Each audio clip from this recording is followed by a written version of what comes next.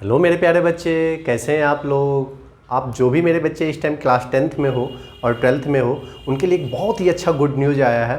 तो मैं इस वीडियो में एक एक पॉइंट आपको समझाने वाला हूं कि 2022 में जो आपका बोर्ड एग्जामिनेशन होना है क्लास 10th का और 12th का, उसके लिए क्या क्या प्रोसीजर लाया गया है, क्या क्या अच्छी बातें हैं उसमें, और कैसे आपका एग्ज़ाम होना है। तो आप ध्यान से इस वीडियो को देखना। मैं शॉर्ट में सब कुछ पॉइंट टू पॉइंट समझाने का ट्राई कर रहा हूँ, और आपके जितने दोस्त लोग होंगे उनके साथ भी ये वीडियो शेयर करना, सो दैट सबका कन्फ्यूजन क्लियर हो जाए।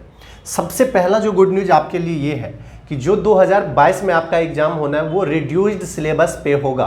कंप्लीट सिलेबस अब आपका नहीं है। बच्चे के मन में अभी तक एक बहुत बड़ा कन्फ्यूजन था कि 2021 में जो अभी एग्जाम हुआ है उसके लिए रिड्यूस कर दिया गया था सिलेबस, लेकिन 2022 का कोई नोटिफिकेशन नहीं आया था। तो क्या ये सिलेबस रिड्यूस होगा या नहीं होगा, बच्चे के मन में बहुत कन्फ्यूजन था। अब क्लियर कट हो गया है कि जैसे 2021 में रिड्यूस्ड सिलेबस था वैसे ही आपका जो 22 में एग्जाम होना है, आप चाहे क्लास 10th में हो 12th, दोनों के लिए सारे सेम ही पैटर्न है। जितने भी पॉइंट मैं डिस्कस कर रहा हूँ 10th और 12th दोनों बच्चे के लिए सेम है।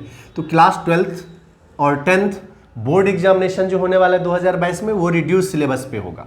अब रिड्यूस सिलेबस अभी तक एग्जैक्टली क्या होगा ये उन्होंने नोटिफिकेशन नहीं दिया है। सीबीएसई का जो नोटिफिकेशन आया है कल, उसका मैं पीडीएफ भी लगा देता हूँ नीचे लिंक में, आप डिस्क्रिप्शन बॉक्स में देखना तो वहाँ से आपको मिल जाएगा पीडीएफ टोटल। उसके सारे इंपॉर्टेंट पॉइंट मैं डिस्कस कर रहा हूँ। तो उसमें ये नहीं मेंशन है कि रिड्यूस सिलेबस क्या होगा, लेकिन उन्होंने क्लियर कट बोला हुआ वहाँ पे कि 2021 की तरह रिड्यूस सिलेबस पे ही एग्जाम होगा। तो अब 2021 का जो सिलेबस था उसको आप अभी फॉलो कर सकते हो। ठीक है, फर्स्ट ये गुड न्यूज़ था। सेकेंड, टर्म 1 और टर्म 2 दो एग्जाम होंगे। यस मेरे बच्चे, मैं बोर्ड एग्जामिनेशन की बात कर रहा हूँ, इंटरनल एग्जामिनेशन की बात नहीं। अब जो 2022 का बोर्ड होना है सीबीएसई बोर्ड का, उसमें दो टर्म एग्जाम होंगे आपका, फर्स्ट टर्म और सेकेंड टर्म। आपका फाइनल एग्जाम अब दो पार्ट में बढ़ चुका है, टर्म 1 टर्म 2 नाम दे दिए। ओके, टर्म 1 50% सिलेबस पे होगा, टर्म 2 भी नेक्स्ट 50% सिलेबस पे होगा। ये जो 50% सिलेबस होगा ये कंप्लीट सिलेबस का नहीं, इस रिड्यूस्ड सिलेबस का ये 50% है। समझ रहे हो ना। सबसे पहले तो सिलेबस रिड्यूस हो गया, उसके बाद ये जो 50% सिलेबस है रिड्यूस्ड सिलेबस का, उससे आपका टर्म 1 एग्जाम होगा, और टर्म 2 एग्जामिनेशन जो नेक्स्ट 50% सिलेबस बचा हुआ रहेगा उसके बेस पे आपका हो जाएगा। ओके, टर्म 1 जो एग्जामिनेशन होगा वो आपका एमसीक्यू एंड एसेसर रीजन होगा। ठीक है ना। आपको पता है कि जैसे MCQ multiple choice question 4 option रहते हैं, उसमें आपको टिक करना है। तो टर्म 1 एग्जामिनेशन का पैटर्न भी डिक्लेयर कर दिया उन्होंने कि टर्म 1 एग्जामिनेशन जो भी होगा वो एमसीक्यू होगा और एसेशन रीजन टाइप होगा, है ना। जो एक पैराग्राफ दिया हुआ रहेगा वहां पे रीजन भी दिया रहेगा, उसका सही रीजन है या नहीं, इस टाइप से आपने ऑलरेडी 10th में ऐसा दिया होगा। थर्ड थिंग, ये जो पहले टर्म 1 डिस्कस कर लेते हैं, ये जो एग्जामिनेशन होना है ये 90 मिनट का एग्जामिनेशन होगा, 1.5 घंटे का आपका एग्जामिनेशन होगा। ठीक है, ये एग्जामिनेशन होगा कब, नवंबर दिसंबर 2021, इसी साल नवंबर दिसंबर 2021 में होने वाला है। और ये कहाँ पे कराया जाएगा, या तो स्कूल पे कराया, मोस्ट प्रोबेबली ये कहाँ पे कराया जाएगा, आपका स्कूल में कराया जाएगा। ठीक है ना, ये कहीं सेंटर इसके लिए अलॉट नहीं होगा, ये स्कूल में ही होने वाला है आपका एग्जामिनेशन। ठीक है, टोटल समझ में आ गया। टर्म 1 50% सिलेबस से होगा, पैटर्न क्या रहेगा, MCQ and assertion reason. Time कितना चाहिए इसके लिए, 1.5 घंटे का ये एग्जामिनेशन होगा आपका। कब होगा, नवंबर दिसंबर 2021 में। कहाँ पे होगा, आपके स्कूल में ही होगा, कहीं जाने की जरूरत नहीं है। ठीक है सर। नेक्स्ट टर्म 2 की बात करते मेरे बच्चे। तो बचे हुए 50% सिलेबस से आपका टर्म 2 एग्जामिनेशन होने वाला है। कब होने वाला है सर, मार्च अप्रैल 2022 में, जब फाइनल आपका बोर्ड एग्जामिनेशन होता था तब मार्च अप्रैल 2022 में ये होने वाला है। ठीक है, टाइम कितना रहेगा यहाँ पे, 2 घंटे का टाइम मिलने वाला है आपको इसमें। और इसमें कैसा रहेगा पैटर्न, तो एज यूजुअल जैसा प्रीवियस ईयर में रहता था, लॉन्ग क्वेश्चन भी, शॉर्ट क्वेश्चन भी, एमसीक्यू भी, सब रहेंगे इसमें। समझ रहे हो। यहाँ पे मत सोचना कि एमसीक्यू हो गया है तो यहाँ पे इंक्लूड नहीं होगा, नहीं, यहाँ पे सब कुछ रहेगा। शॉर्ट आंसर भी मिलेगा आपको, फिल इन द ब्लैंक्स भी वहाँ पे हो सकता है। शॉर्ट आंसर 1 नंबर के जो क्वेश्चन आते हैं 1 लाइन में आंसर देते हो, लॉन्ग क्वेश्चन, सब कुछ यहाँ पे आपको मिलेगा। ठीक है ना। तो जैसा प्रीवियस ईयर का पैटर्न था आप ये एज्यूम कर सकते हैं कि वैसा आने वाला है। ये कहाँ पे एग्जाम होगा, जैसे आप बोर्ड देने के लिए जाते हो सेंटर पे, ये वहाँ पे एग्जाम होगा, इसके लिए अलग से सेंटर बनाए जाएंगे, वहाँ पे एग्जाम होगा। ठीक है, ये सब समझ में आ गया होगा।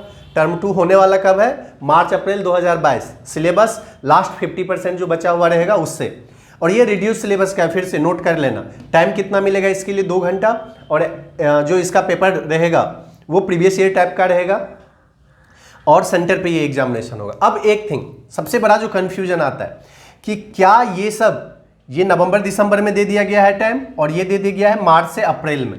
अब यहाँ पे देखो 4 to 8 वीक का टाइम यहाँ पे भी लिया गया है, मतलब ये बोल रहे हैं कि नवंबर में किसी टाइम स्टार्ट करके और दिसंबर में किसी टाइम ये खत्म कर सकते हैं। मतलब मिनिमम 4 वीक टाइम लेंगे ये और मैक्सिमम 8 वीक का ये प्लान कर सकते हैं, डिपेंड अपॉन सिचुएशन।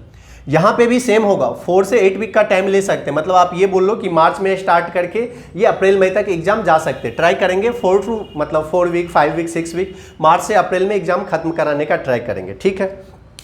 अब अभी तक बच्चे के मन में एक बहुत बड़ा कन्फ्यूजन हो जाता था कि क्या हमारा एग्जाम 2022 में भी कैंसिल हो सकता है, क्योंकि कोरोना का भी कुछ पता नहीं, किसी को कुछ पता नहीं है कि कैसा सिचुएशन रहेगा, है ना।